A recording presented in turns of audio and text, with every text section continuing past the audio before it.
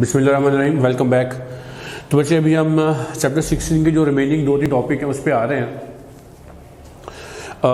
AC through RC series circuit, फिर उसके बाद AC through RL series circuit, then तीनों कंपोनेंट को हम एक साथ लगाकर स्टडी करेंगे। बच्चों आपने पहले जो पढ़ा था, आपने इंडिविजुअल सर्किट को स्टडी किया था, मतलब किसी एक सर्किट में रजिस्टर था, किसी में इंडक्टर, किसी में कैपेसिटर। इसमें हम 2 in 1, उसके बाद 3 in 1 सर्किट स्टडी करने जा रहे हैं। पहला बच्चों हमारे पास आ रहा है RC सीरीज सर्किट के ऐसा सर्किट बच्चों जिसमें आपने रजिस्टर R को और कैपेसिटर C को बच्चे आपने क्या कर लेना है, सीरीज में कनेक्ट कर लेना, जैसे मैंने यहाँ पे कनेक्ट किया हुआ है। और मैंने बताया था, देखो रजिस्टर अपनी ऑपोजिशन देगा बच्चों, कैपेसिटर अपनी ऑपोजिशन देगा। अब ये जो V जो हमें अल्टरनेटिंग सोर्स है बच्चों, ये जो वोल्टेज प्रोवाइड करेगा ना, ये बच्चों क्या होंगे, VRMS वोल्टेज, और उसकी वजह से जो करंट फ्लो होगा वो क्या होगा, IRMS, और जो रेजिस्टेंस आएगी उसको हम Z बोल देंगे। ठीक हो गया बच्चों। तो ये हमारे पास इक्वेशन बन जाएगी एक, दैट V = IRMS × Z। बच्चों तो Z क्या है, ऑपोजिशन मुहैया कर रहा है, जो सर्किट में कंबाइंड ऑपोजिशन है। अब ये बच्चे जो Z है हमारे पास, ये जो बच्चे ऑपिडेंस हम करने जा रहे हैं, एक्चुअली अगर हम यहाँ से इस Z को बच्चे स्टडी करना चाहें तो ये VRMS ओवर IRMS के बच्चों इक्वल आ जाएगा। ये बच्चों Z की वैल्यू आ गई हमारे पास। ठीक हो गया। अब हमने क्या करना है, हमने एक्चुअली बच्चे इस सर्किट की इम्पीडेंस ही राइट करना है। उसके लिए बच्चों हम क्या करेंगे, हमें पता है जब बच्चों हम ये अल्टरनेटिंग वोल्टेज बच्चों रजिस्टर के अक्रॉस जाएंगे, उसकी ग्राफ ये बनती है, उसमें पोटेंशियल और करंट दोनों इन फेज होते हैं। जब आपने बच्चों इसको कैपेसिटर के थ्रू स्टडी करना है तो हमें पता है कैपेसिटर में वोल्टेज लैग कर रहे होते हैं करंट से। तो ये बच्चे मैंने इनकी कंबाइंड डायग्राम बना दी है। और उसके बाद बच्चों क्या आ गया हमारे पास, RMS तो है, क्योंकि बच्चे दोनों सीरीज में कनेक्ट है, दोनों में करंट तो सेम गुजरना है, तो वो ये वाला आपने कॉमन ले लिया करंट IRMS। अब जो वोल्टेज इसके अंदर गुजर रहा है बच्चे, टोटल वोल्टेज जो ये वाला प्रोवाइड कर रहा है, कुछ वोल्टेज कैपेसिटर के अक्रॉस ड्रॉप होगा जिसको VC बोलेंगे, कुछ रजिस्टर के अक्रॉस जिसको VR बोलेंगे। हम इन दोनों को ऐड कर लेंगे तो बच्चे हमारे पास VRMS आ जाएगा। देखो बच्चे जो वोल्टेज R के क्रॉस होता है वो ये वाला होता है, जो कैपेसिटर के क्रॉस होता है वो ये होता है। हम इन दोनों को ऐड करेंगे हेड टू द रूल के मुताबिक, ये बच्चों VR और ये VC बच्चों बन गया, और रिजल्ट क्या आ गया, ये वाला, ये क्या है RMS। ये बच्चों मैंने ये रिजल्ट ले लिया VRMS का, जो थीटा एंगल बच्चों बना रहा है इसके साथ। ठीक हो गया। अब बच्चों हमने क्या करना है, अब हम इन तमाम फैक्टर्स को बच्चों देखते हुए, ये जो हमारे, अब हमने ये बच्चों VRMS राइट करना था। अब देखो VRMS बच्चों हम किस तरह से राइट कर सकते हैं, हम लिखेंगे कि हमारे पास ये जो V ऑब्टेन हो रहा है, ओके, तो बच्चे हमारे पास यहाँ पर जो ये VRMS बच्चों जो हमें ऑब्टेन हुआ है, ये हमारे पास हम इसका यूं बच्चों देखें, ये इस तरह से सही होगा। हमने एक्चुअली बच्चों ये V वो वोल्टेज लेना है जो करंट के अक्रॉस है, जो क्या है बच्चों, करंट के अक्रॉस है। ये VRMS की वैल्यू Y एक्सिस पर क्या बोलोगे, V sin थीटा, और ये बच्चों कहाँ पर आ गई, इसकी प्रोजेक्शन इस एक्सिस पर, ये क्या बनेगी, VRMS × cos थीटा। ठीक हो गया बच्चों। हमें वो वाला चाहिए जो रजिस्टर R के अक्रॉस है वोल्टेज, हमने वो वोल्टेज चाहिए। तो हम बच्चों इसको सिंपली यूँ भी लिख सकते हैं, हमारे पास ये जो VRMS ऑब्टेन हुआ है, इसमें से जो रजिस्टर के अक्रॉस है वो हमारे पास आ जाएगा। हमें पता है जो कैपेसिटर अक्रॉस वोल्टेज और जो कैपेसिटर अक्रॉस अपना वोल्टेज जो अक्रॉस बच्चे कैपेसिटर था, आपने उसको अगर यहाँ पे इक्वेशन में लिखे, हमारे पास बच्चों क्या बनेगा, VC = IRMS × X × C, जो बच्चे रजिस्टर के क्रॉस वोल्टेज है क्या लिखोगे, IRMS × रजिस्टर के क्रॉस बच्चों रेजिस्टेंस I आ गया। ठीक हो गया। और ये दोनों वोल्टेज बच्चों क्या कर रहे हैं, ये वोल्टेज X एक्सिस पे है और कैपेसिटर का वोल्टेज जो कहाँ पर है बच्चों, वो लैग कर रहा है इससे।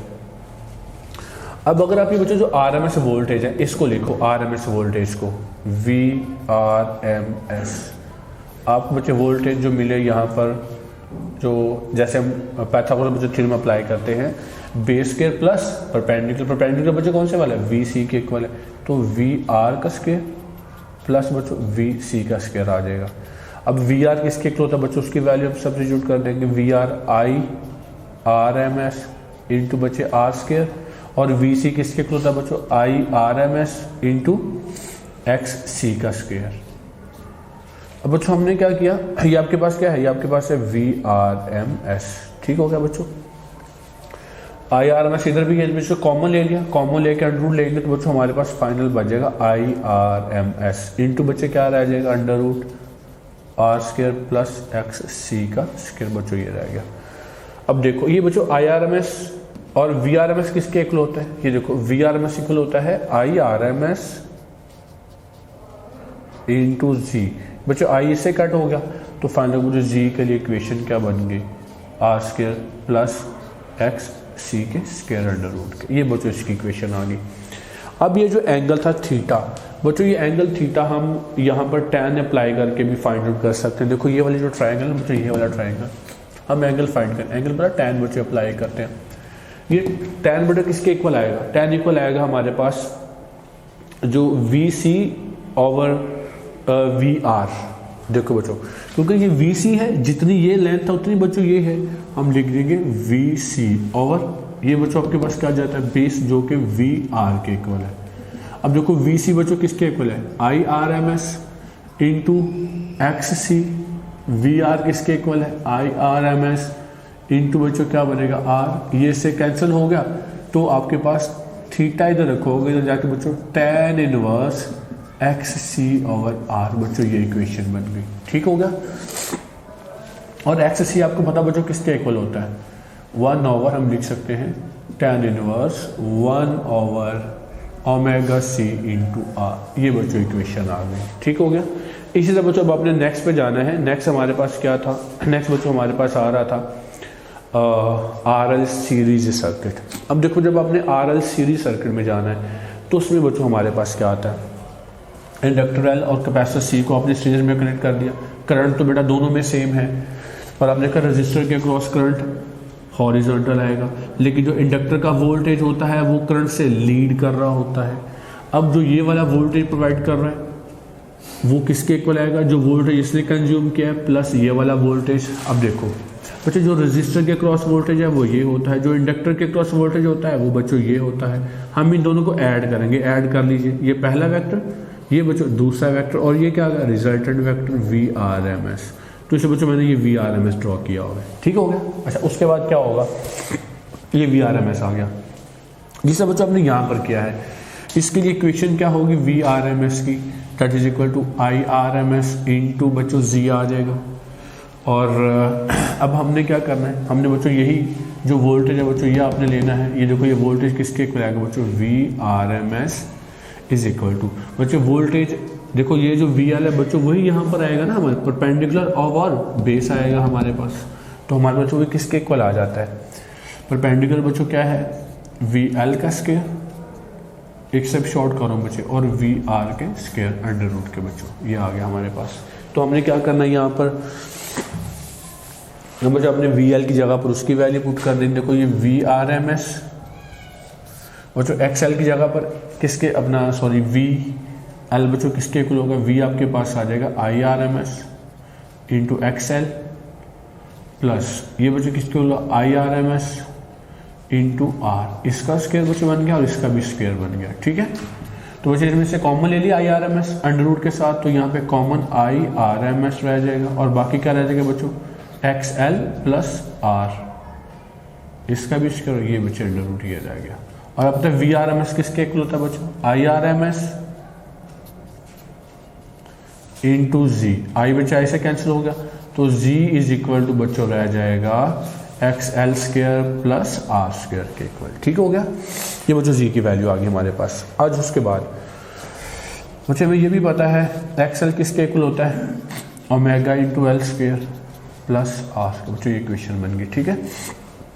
अब जो एंगल था बच्चे, हमने अगर ये एंगल फाइंड करना हो हम क्या लिखेंगे टैन थीटा, बच्चों को किसके इक्वल आना है वोल्टेज परपेंडिकुलर और बेस ना, परपेंडिकुलर बच्चों वी एल है तो बनेगा वी एल अक्रॉस बेस बच्चे आपके पास वी आर के इक्वल है। वी एल बच्चों किसके इक्वल था, अभी आपने देखा ओमेगा इंटू एल के, ये किसके इक्वल है आर बच्चों आ गया आपके पास। थीटा इधर रखिए अपना, ये बच्चों नहीं, हाँ ठीक हो गया, हम इसको यूँ भी लिख सकते हैं, देखो एक सब यहाँ से शॉर्ट कर गया मैं बच्चों। वी एल किसके इक्वल होगा, I R M S into X L, और बच्चों ये किसके इक्वल होगा, V R is equal to बच्चों I R M S into R. I से कैंसिल हो गया बच्चों, तो हम लिख सकते हैं कि tan theta is equal to X L over R. बच्चों थीटा इधर रखो, tan inverse X L over R, ये बच्चों इसके लिए इक्वेशन बन गई, ठीक हो गया। और एक्स एल आपको पता बच्चों किसके इक्वल होता है, ओमेगा इंटू एल, तो इसी को आगे लिख सकते हो tan inverse omega L over R, ठीक है बच्चों जी। ये हमारे पास इक्वेशन बन गई इसके लिए। अच्छा नेक्स्ट बच्चों हमने जो देखना था वो आ रहा है सीरीज रेजोनेंट सर्किट। अब बच्चों जो सीरीज रेजोनेंट सर्किट है उसमें क्या होता है, तो हमने तीनों कंपोनेंट को एक साथ कनेक्ट कर देना है, रेजिस्टर आर को, इंडक्टर को और कैपेसिटर को। हमने देखा बच्चों करंट तीनों में सेम है, तो हमने करंट के लिए बच्चों हॉरिजॉन्टल लाइन सिलेक्ट कर लेनी है। और हमने देखा कि जो वोल्टेज है बच्चों, देखो ये बच्चों हमने देख लिया करंट तीनों के लिए सेम है। अच्छा वोल्टेज बच्चों जो रेजिस्टर के क्रॉस आता है ना वो हॉरिजॉन्टल है, और जो इंडक्टर के क्रॉस आता है वो बच्चों ये था, जो कैपेसिटर के क्रॉस था हमने पीछे स्टडी किया वो ये था। अब हमने इनका कंबाइंड इफेक्ट ले लिया। देखो जब बच्चे वोल्टेज रेजिस्टर के क्रॉस हॉरिजॉन्टल है तो उसकी रेजिस्टेंस भी हॉरिजॉन्टल आएगी। जब वोल्टेज रेजिस्टर की बच्चों क्या कर रहा है, परपेंडिकुलर चल रहा है, तो उसी वक्त बच्चों हमारे पास ये जो इसका जो वोल्टेज है बच्चों वो भी क्या बन जाना, वो भी परपेंडिकुलर आ जाना है हमारे पास, ठीक हो गया।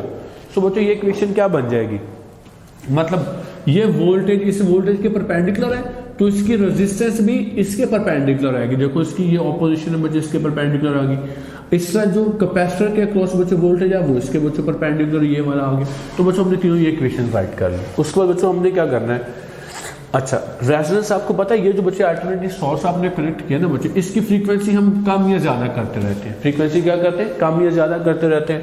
तो एक मिनट ऐसा आएगा कि जब इसकी फ्रीक्वेंसी बच्चों जितनी एक्सएल की है वो एक्स बच्चों दोनों बराबर आ जाए, वो फ्रीक्वेंसी जहां पर एक्सएल और एक्ससी की वैल्यू बच्चे क्या आ जाए, बराबर आ जाए, उसको बच्चों क्या बोलेंगे, रेजोनेंट फ्रीक्वेंसी। अब हमें पता है बच्चों एक्सएल किसके इक्वल होता है, एक्सएल बच्चों ओमेगा इंटू एल के इक्वल होता है। ये किसके होता है, 1 ओमेगा इंटू सी के। हमने कहा दोनों की फ्रीक्वेंसी मैच कर दी, इसको बच्चे हमने कॉमन ले लिया, ओमेगा स्क्वायर 1 एल इंटू सी बच्चों ओमेगा 2πf के इक्वल होता है। ये स्क्वायर आके अंडर रूट बनेगा बच्चों 1/√LC बन गया हमारे पास। हमने बच्चों फ्रीक्वेंसी फाइंड करना है, फ्रीक्वेंसी को इधर रखा रेजोनेंट फ्रीक्वेंसी है, तो इक्वेशन बच्चों क्या बनेगी 1/2π इंटू √LC। ये बच्चों रेजोनेंट फ्रीक्वेंसी का फार्मूला आ गया, ठीक हो गया। तो आपने बच्चों याद रखना है यहाँ पर जब आपने सीरीज रेजोनेंट सर्किट जाना है तो बच्चों देखो जितनी इसकी फ्रीक्वेंसी है एक्सएल की उतनी बच्चों किसकी हो जानी है, एक्स सी के क्रॉस हो जानी है।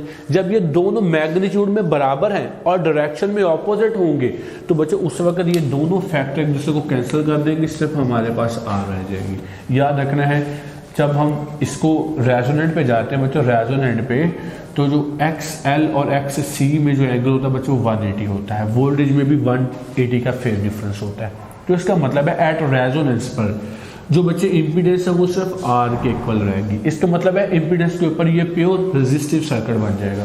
जब बच्चे प्योर रेजिस्टिव सर्किट बना तो इसमें वोल्टेज और करंट इन फेज होंगे, ठीक होगा बच्चों। और इसका पावर फैक्टर बच्चों क्या आएगा, 1 आएगा, सही हो गया।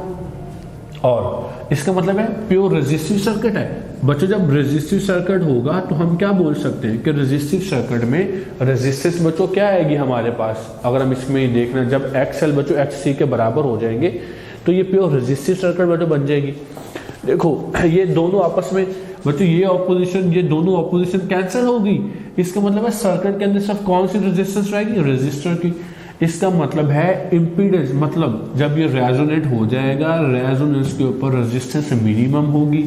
इसकी वजह हमने ग्राफ देखना है करंट और फ्रीक्वेंसी में। देखो बच्चों ये वो पॉइंट है जहां पर एक्सएल इक्वल टू एक्ससी हो जाना है। यहां पर ऑपोजिशन एक दूसरे को कैंसिल कर दिया। जब ऑपोजिशन कम होगी मतलब रेजिस्टेंस कम होगी तो बच्चे करंट क्या होगा, मैक्सिमम, ठीक है। करंट बच्चों क्या आएगा, मैक्सिमम आ गया यहाँ पर। तो ये बच्चों आपने कुछ पॉइंट्स है जो आपने याद रखने हैं। ये था सीरीज रेजोनेंस सर्किट आ गया हमारे पास। और इसी तरह बच्चों जो आपके पास पैरेलल है उसमें भी सेम यही डायग्राम, मतलब ये सर्किट आपने, लेकिन उसमें आपने ये पैरेलल कनेक्ट कर लेने हैं। उसके लिए भी रेजोनेंट फ्रीक्वेंसी का फार्मूला यही आएगा। लेकिन जब आपने रेजोनेंट सर्किट में जाना है तो बच्चों याद रखना, उसके अंदर जब इम्पीडेंस आएगी तो उसमें करंट मिनिमम इसमें करंट मैक्सिमम था ना, उसमें बच्चों करंट मिनिमम आ जाएगा, रेजिस्टेंस उसके अंदर मैक्सिमम हो जाएगी। इसे बच्चों आगे 3 फेज एसी सप्लाई आ जाता है। उसमें क्या होता है, ये सारा थ्योरेटिकल है 3 फेज एसी सप्लाई। उसमें बच्चों हम सिंगल जो फेज होता है, सबसे पहले आपको वो पता होना चाहिए बच्चों। सिंगल फेज क्या होता है, जिसमें आप एसी जनरेटर के अंदर एक कॉइल यूज कर रहे होते हैं, उसको सिंगल फेज बोला जाता है। और जो 3 फेज होगा उसमें क्या होगा, एसी जनरेटर के अंदर आपने एक कॉइल की जगह पर 3 कॉइल यूज कर लेने, वो बच्चे 3 फेज एसी सप्लाई बन गया। और वो जो 3 कॉइल्स हैं बच्चे, वो ईच पेयर जो है उसका वो 120 के फेज डिफरेंस से होता है। और उसमें क्या होता है बच्चे कि कभी भी करंट जीरो पे नहीं जाता, उसमें करंट कभी भी जीरो पर नहीं जाएगा 3 फेज एसी सप्लाई में। तो ये बच्चे आपका छोटा सा टॉपिक था जो आपने याद रखना है। और ये चैप्टर 16 का बच्चे मैंने ओवरव्यू कर दिया आपको। फर्दर अगर कोई प्रॉब्लम हो तो आप क्लास में हमसे कंसल्ट कर सकते हैं। अल्लाह हाफिज़।